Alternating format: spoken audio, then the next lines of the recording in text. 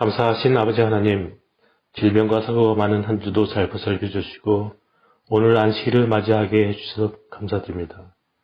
이 시간 저희들 깨어나고 회개하여 주셔서 우리의 맡은 바 일을 잘 감당하게 도와주시옵소서.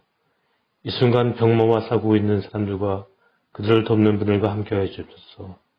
이 안식일 몸과 마음이 치유받는 시간이 되게 하시고 목사님께 성령을 부셔서 저에게 하늘의 말씀을 전하게 하시고 저희는 마음에 잘 새기게 하여 주옵소서. 영상으로 예배드리지만 진정한 마음으로 예배하게 하시고 성령 충만한 한 시간 되게 하여 주옵소서. 예수님의 이름으로 기도드립니다.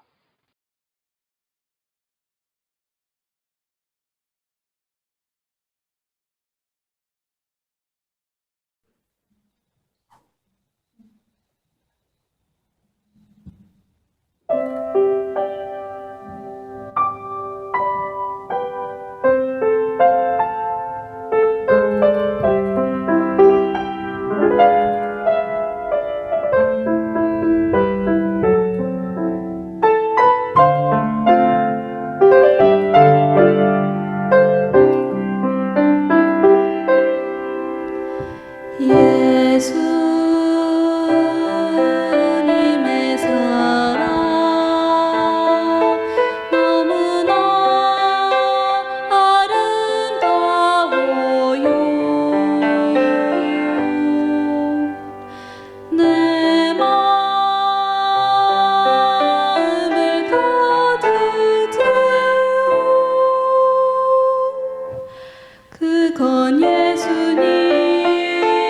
예수님의 큰 사랑 알지도 못했고 느낄 수 없었던 예수님의 그 사랑을 나는 알게 됐네. 느낄 수 있었네. 그를 알고 난 그날부터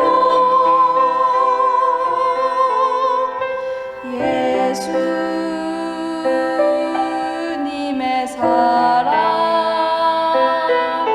너무나 아름다워요. 내 마음에 가득 채워 그건 예수님의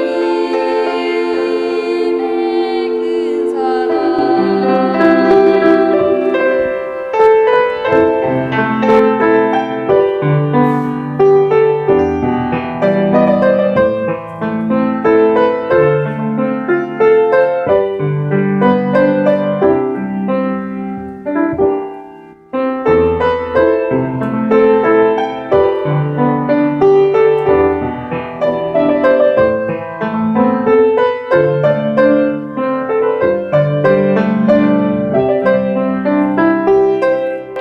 알지도 못했고 느낄 수 없었던 예수님의 그 큰 사랑을 나는 알게 됐네. 느낄 수 있었네. 그를 알고 난 그날부터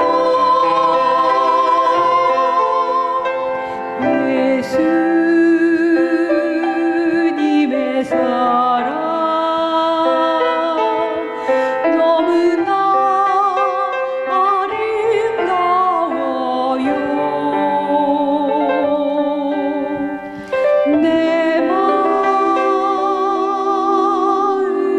가득 채워 그건 예수님의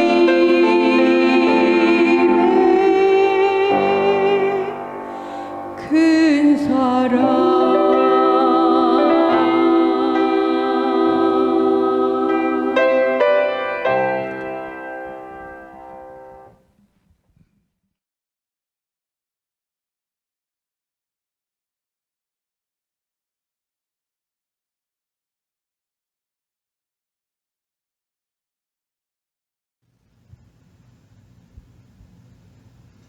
안녕하십니까. 우리 사랑하는 센츄럴백교회 모든 성도 여러분, 지난 한 주일 동안도 주님의 은혜 가운데서 모두들 평안하셨습니까? 푸르른 5월이 시작되었습니다. 벌써 그렇지만 5월이 시작됐는데 이미 두 번째 이제 우리가 안식일을 맞고 있습니다. 오늘 이 안식일 예배에 참여하신 여러분 모두를 정말 하나님께서 축복하여 주시고 이 예배를 통하여 다시 한번 여러분들이 은혜를 받는 그런 귀한 이 예배 시간이 되기를 간절히 바랍니다. 한국에서는 5월을 가정의 달이라고 합니다. 왜 5월을 가정의 달이라고 하면은 5월 달에 가정과 관련된 여러 가지 행사들이 있기 때문입니다. 자, 5월 5일은 어린이날입니다. 어린이날. 소파 방정환 선생님이 이 어린이날을 만들었죠. 그래서 우리들의 자녀들, 우리 가정의 가장 중심축이라고 볼 수 있는 우리 자녀들, 우리 아이들을 생각해보는 그런 날이 바로 5월 5일 어린이날입니다. 5월 5일 날 아이들을 우리가 부모들이 생각하고 우리 아이들을 다시 한번 소중히 여기는 그런 날이라면 이제 5월 8일은 우리를 낳아주신 자녀들을 낳아주신 부모님의 그 고마움에 우리가 감사를 표시하고 부모님의 은혜를 생각해보는 그런 날이 5월 8일 어버이날입니다. 5월 8일 한국에서는 5월 8일 그 아버지 어머니 모든 부모님 두 분을 다 또 할머니 할아버지까지 포함해서요. 그런 어르신들을 그냥 묶어서 어버이날 이렇게 했는데 미국은 어머니날 여러분이 잘 아시다시피 어머니날 아버지날이 따로 있습니다. 자, 5월에 있는 그 어머니날 마더스데이가 내일 일요일 5월 10일 일요일이 바로 마더스데이입니다. 오늘 이 안식일 이 방송 예배를 시청하고 계신 우리 모든 어머님들 축하를 드립니다. 해피 마더스데이. 여러분 모두에게 정말 다시 한번 우리 어머님들에게 감사하고 행복한 그런 어머니날 되기를 간절히 바랍니다. 근데 올해 이 어머니날은 좀 여느 해의 어머니날하고 다른 것 같아요. 이 코로나 팬데믹 때문에 굉장히 어떻게 보면 좀 우울하고 다른 여느 어머니날하고는 조금 다른 것 같아요. 너무 다 집에들만 계셔가지고 그렇지 않으면 어머니날 보통 좋은 그런 식당에 부모님들 모시고 가서 식사도 같이 하고 또 어디 멋있는 데 나들이도 가고 이렇게 할 텐데 이 코로나19 때문에 이번 어머니날은 어디 꼼짝 못하고 그냥 집에서만 있는 그런 어머니날이 돼야 될 것 같습니다. 그렇지 않아도 우리 어머님들, 우리가 자식들이 모두가 다 이 어머님들의 은혜를 다시 한번 생각해 볼 수 있는 그런 어머니날이 되기를 간절히 바랍니다. 이 시간 저는 누가복음 26장 30절에 있는 말씀을 가지고 마리아 하나님의 은혜를 입은 어머니라는 제목으로 말씀의 은혜를 나누기를 원합니다. 우리 다 같이 하나님의 말씀 본문 누가복음 1장 26절로 30절에 있는 말씀을 다 같이 보겠습니다. 누가복음 1장 26절부터 30절입니다. 우리 함께 읽겠습니다. 여섯째 달에 천사 가브리엘이 하나님의 보내심을 받들어 갈릴리 나사렛이란 동네에 가서 다윗의 자손 요셉이라 하는 사람과 정혼한 처녀에게 이르니 그 처녀의 이름은 마리아라.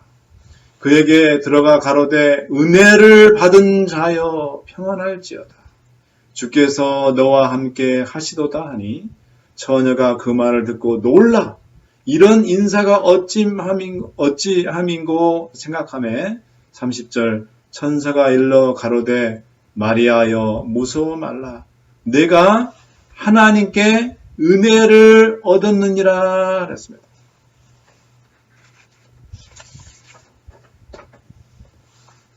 방금 우리가 함께 읽은 본문에는 마리아에게 나타난 천사가 마리아를 가리켜서 두 번씩이나 누구라 그랬습니까? 이 마리아를 가리켜서 하나님의 은혜를 받은 자라고 그렇게 말하고 있습니다.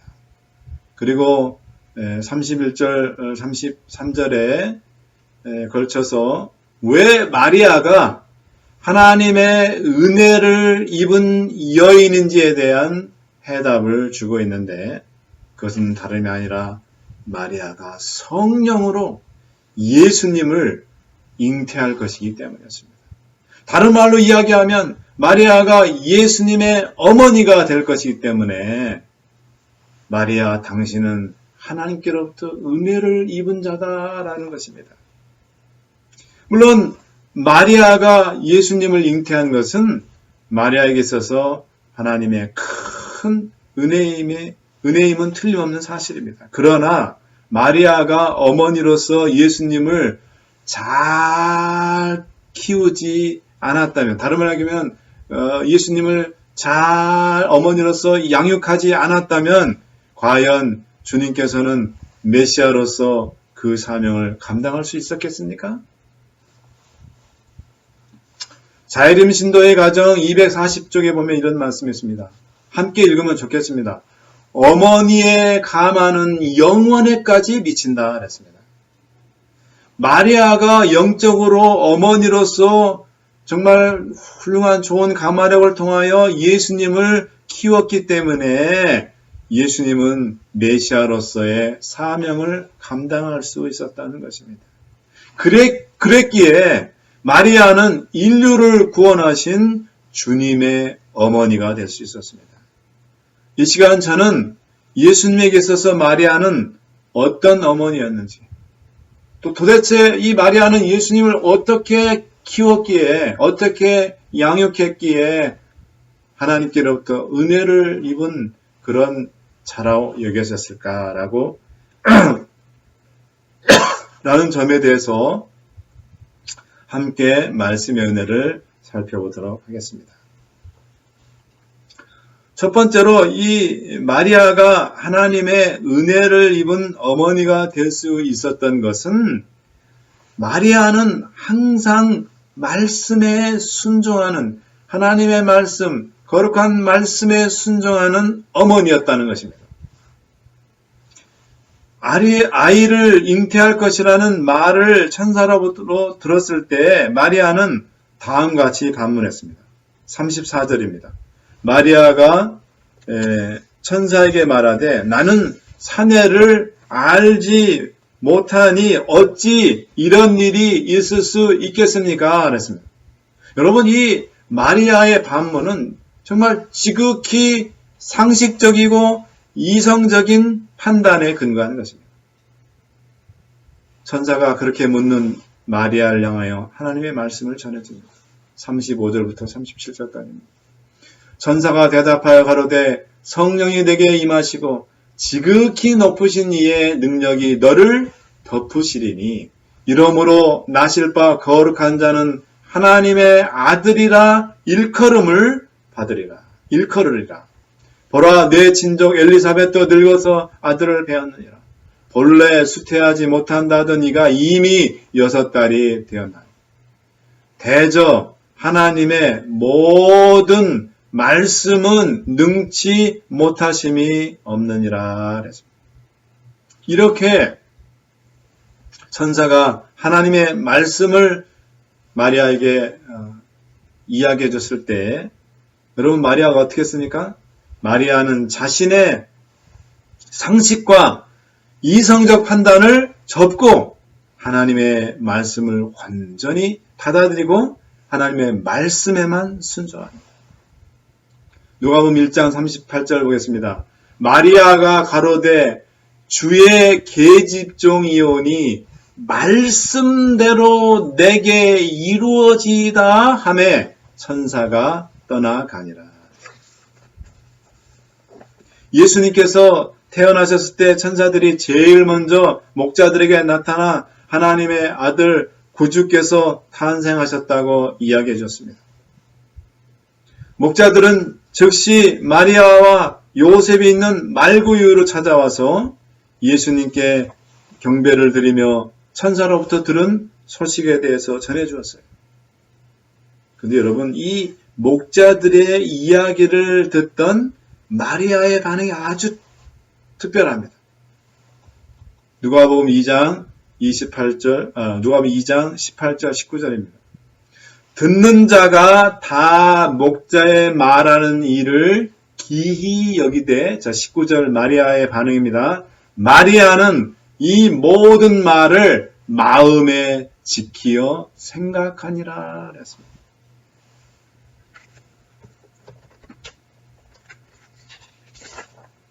목자들의 이야기를 듣는 순간 마리아는 자신에게 나타나 성령으로 예수님을 잉태할 것이라고 천사가 전해준 하나님의 말씀이 떠올랐어요. 누가복음 22장 24절까지를 보겠습니다. 누가복음 2장 22절부터 24절입니다. 모세의 법대로 결례의 날이 참에 아기를 데리고 예루살렘에 올라가니 이는 주의 율법에 쓴 바 첫 해에서 처음 난 남자마다 주의 거룩한 자라 하리라 한 대로 아기를 주께 드리고 또 주의 율법에 말씀하신 대로 비둘기 한 쌍이나 혹 어린 단구 둘로 제사하려 함이더라. 여러분, 말씀에 따라 마리아는 첫 태인 아기 예수님을 하나님께 드리는 봉헌을 위해 제물을 들고 예루살렘 성전을 찾아갔습니다. 여러분, 저 22절의 모세의 법대로, 23절의 주의 율법에, 24절의 주의 율법에 말씀하신 이 모든 모세의 법, 주의 율법은 바로 하나님의 말씀을 얘기합니다. 그 말씀에 따라서 첫 해로 난 예수님을 하나님께 드리기 위해서, 봉헌하기 위해서 제물을 들고 예루살렘 성전에 간 겁니다. 이와 같이 말씀을 늘 즐겨 순종하던 마리아가 여러분 예수님을 어떻게 키웠을지 능히 짐작할 수 있지 않겠습니까? 자, 시대의 소망 70쪽에는 이런 말씀이 있습니다. 아이 예수는 회당의 학교에서 교육을 받지 않았다. 정규교육을 받지 않았다는 거죠. 그분의 어머니가 최초의 인간 교사였다. 오늘날로 얘기하면 이제 홈스쿨링이죠. 그분은 어머니의 입술과 선지자들의 두루마리로부터 하늘 사물에 대하여 배우셨다. 그 다음 말씀이 굉장히 중요합니다. 그분께서 친히 이스라엘을 위하여 모세에게 말씀하셨던 바로 그 말씀을 이제는 어머니의 무릎에 앉아서 배우셨다. 여러분, 우리 예수님은 금수 출신이니까 아니에요. 우리 예수님은 철저하게 정말 가난한 흑수저 출신입니다. 가난한 부모였던 요셉과 마리아는 여러분 돈이 없기 때문에 예수님을 회당에 보내서 훌륭한 납비들 밑에서 교육을 받게 그렇게 해줄 수가 없었어요. 너무 가난했기 때문에. 그러나 대신 어머니인 마리아는 예수님을 무릎 교육으로 가르쳤습니다. 일종의 아까 얘기했지만 홈스쿨링이었죠. 어린 예수님을 무릎에 앉히고 특별히 이 마리아가 한 것은 바로 하나님의 말씀을 들려주고 또 말씀의 뜻과 교훈을 가르쳤던 것입니다.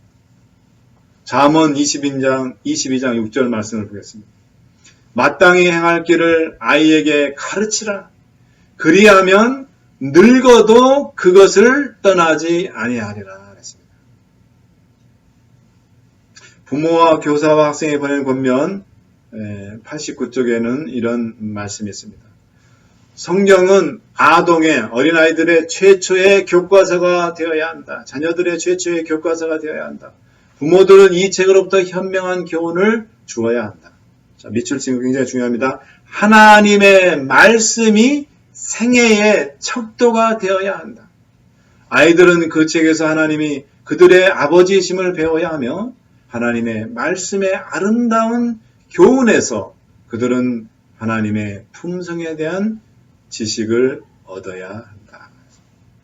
사랑하는 여러분, 우리도 우리의 자녀들과 우리의 손자, 손녀들을 하나님의 말씀으로 양육하고 또 하나님의 말씀에 순종하는 자녀들로 키우시길 간절히 바랍니다. 그래서 말씀의 어머니, 말씀의 할머니들이 다 되셔서 마리아처럼 여러분들도 정말 하나님의 은혜를 입은 복된 그런 자들이 다 되시기를 간절히 바랍니다. 이제 두 번째로 마리아가 하나님의 은혜를 입은 자가 될 수 있었던 것은 마리아는 예수님을 믿음과 신뢰로 키웠습니다. 요한복음 2장 5절 보겠습니다. 어머니가 하인들에게 이르되 너희에게 무슨 말씀을 하시든지 그대로 하라 하니라. 여러분, 이 말씀의 배경은 여러분 눈치채셨습니까?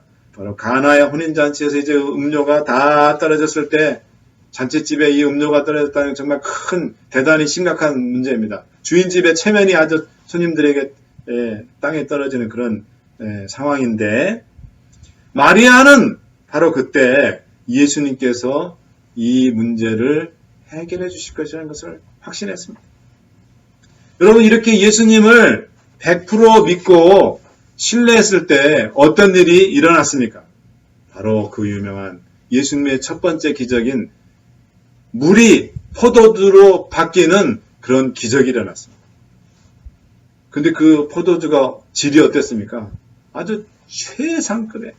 그래서 손님들이 그거 맛보고 다 주인집을 칭찬했어요.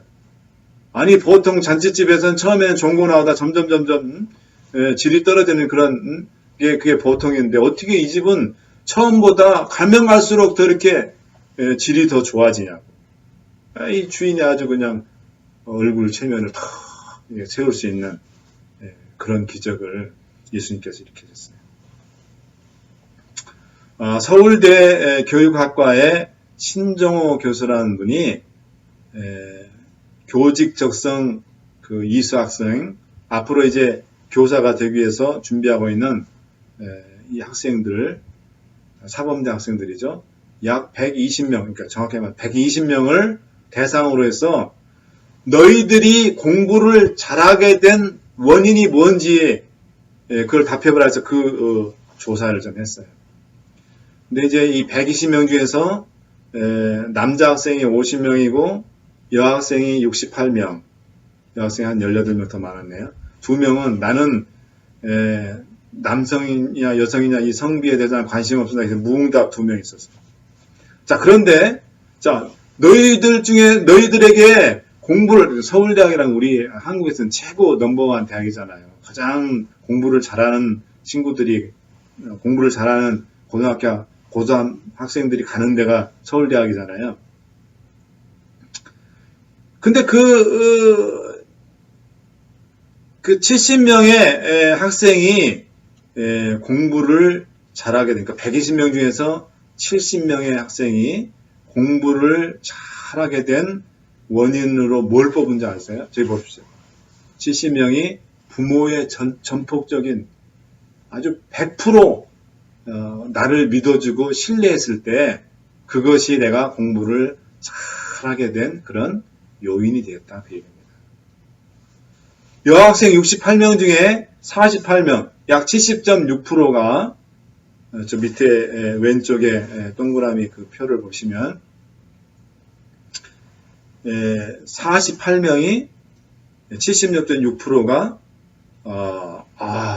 이 부모가 나를 믿어줬기 때문에 나를 신뢰해줬기 때문에 내가 자신감이 생기고 또 내가 그래서 공부를 열심히 하고 잘해서 내가 서울대학까지 이렇게 올 수 있었다. 그 얘기죠. 그 다음에 남학생의 50명 중에 21명, 조금 여학생보다 떨어져요. 21명, 약 42%의 학생들이 역시 부모님이 나를 믿어주고 또 나를 신뢰했기 때문에 내가 공부를 잘 하게 됐습니다. 그렇게 대답을 했습니다.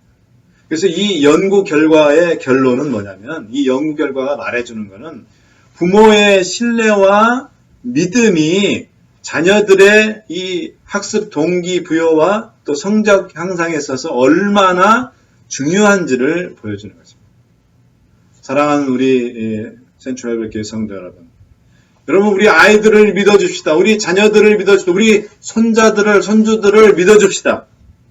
특별히 우리 교회 유스도, 우리 교회 청년들을 믿어줍시다. 믿음을 주고 여러분 신뢰할 때 기적은 일어납니다.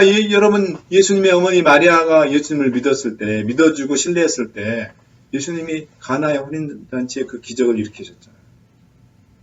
여러분 마리아처럼 우리들의 자녀들이, 우리들의 후손들이, 우리가 그렇게 우리 자녀들, 후손들을 믿어주고 신뢰함으로 그 후손들이 일으키게 되는 기적을 보시게 되는 그런 은혜와 축복을 경험하는 여러분과 제가 되기를 간절히 바랍니다. 이제 마지막으로 마리아가 하나님의 은혜를 입은 자가 될 수 있었던 것은 마리아는 끝까지 사랑하는 아들이신 예수님이 달린 십자가 곁에 있었기 때문에. 요한복음 19장 25절 보겠습니다.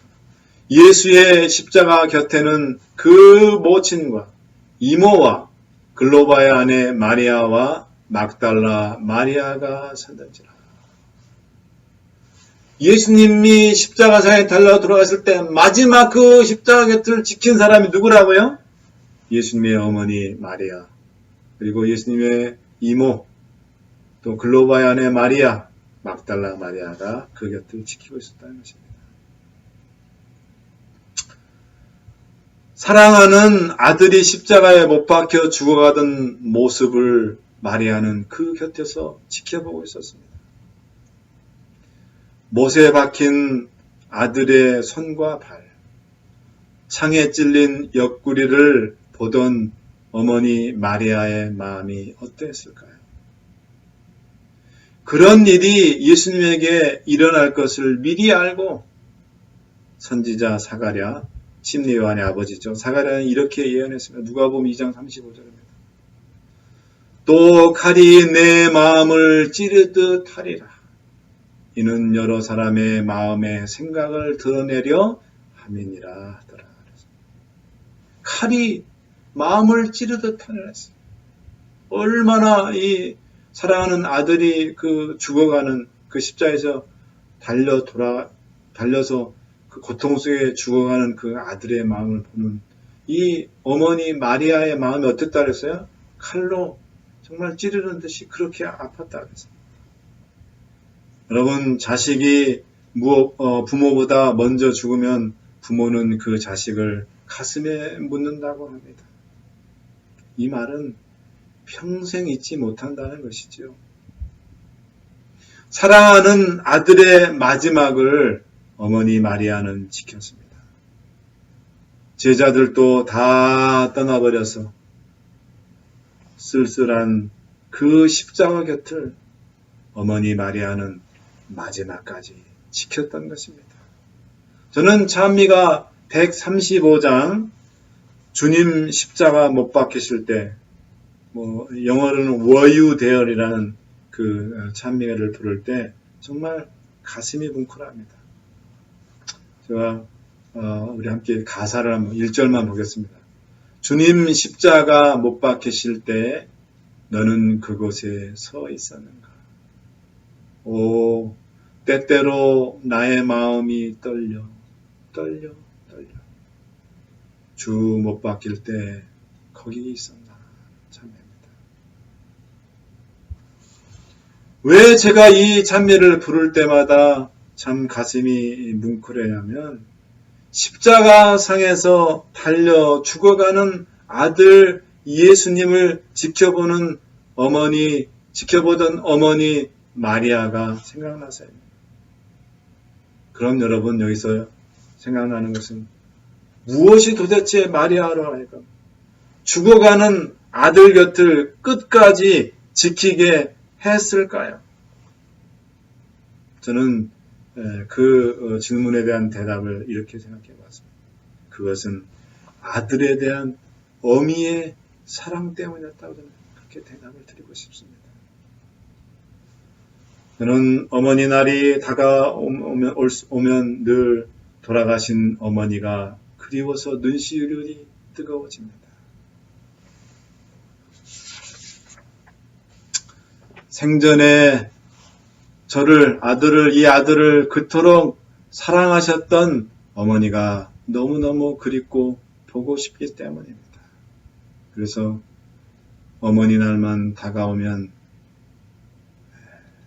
어머니에 대한 그리움과 사무침이 더 커지는 것 같습니다. 자, 이제 여러분 우리 다 같이 함께 외쳐봅시다. 자, 오늘 이 방송을 참여하신 모든 여러분들이시요. 혹시 여러분 곁에 어머니가 계시다면 어머니를 향해서 돌아서서 이렇게 외쳐보시기 바랍니다. 어머니 사랑합니다. 저는 이제 말씀을 마치면서 여러분 모두에게 호소합니다. 사랑하는 우리 어머님들이시여, 마리아처럼 말씀의 어머니들이 다 되시기를 간절히 바랍니다. 마리아처럼 자식들을 믿어주고 전적으로 신뢰하는 어머님들이 다 되시기를 간절히 바랍니다. 마리아처럼 끝까지 자식들을 사랑하시는 그런 어머니들이 다 되시기를 바랍니다. 그래서 부디 하나님의 축복을 풍성히 받으시고 또 넘치는 은혜를 입는 복된 어머님들이 다 되시기를 간절히 바라며 오늘 말씀을 마치도록 하겠습니다.